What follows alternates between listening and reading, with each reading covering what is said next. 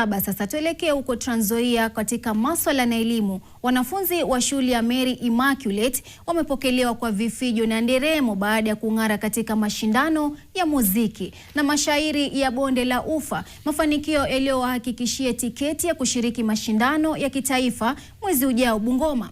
Baadhi ya wanafunzi waliofuzu kwa mashindano hayo ya kitaifa wameeleza kuwa wanalenga kutoa ushindi wa jumla ili wapate fursa ya kutumbuiza Ikulu mbele ya Rais William Ruto. Evans Jaola anaarifu. Shughuli za kawaida zilitatizika kwa muda wakati wazazi, wanafunzi na walimu walivyojitokeza kuwapokea wanafunzi waliong'aa katika mashindano hayo ya shule ya msingi, mafanikio ambayo imewezesha shule hiyo kufuzu kuwakilisha kanda ya Bonde la Ufa katika mashindano ya kitaifa yatakayofanyika katika Chuo Kikuu cha Kibabii, kaunti ya Bungoma mapema mwezi ujao. Baadhi ya wanafunzi waliofuzu kwa mashindano ya kitaifa wameelezea kuwa wanalenga kutoa ushindi wa jumla ili wapate fursa ya kutumbuiza Rais William Ruto katika Ikulu.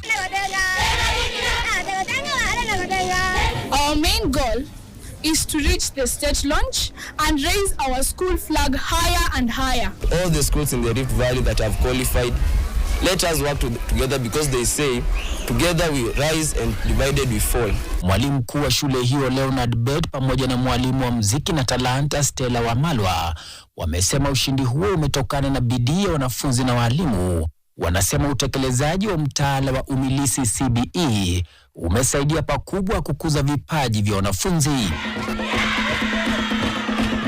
Tumeweza kushinda mashairi matatu. Shairi la kwanza ni la mtu mmoja ambayo inaitwa Mama Nifunze Usafi.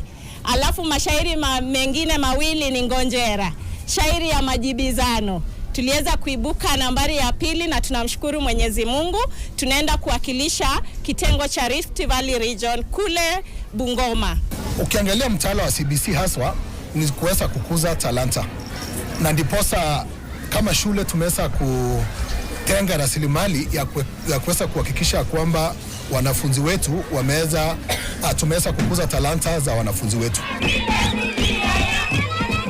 Evans Jaola, Runinga NTV, mashinani, kaunti ya Trans Nzoia.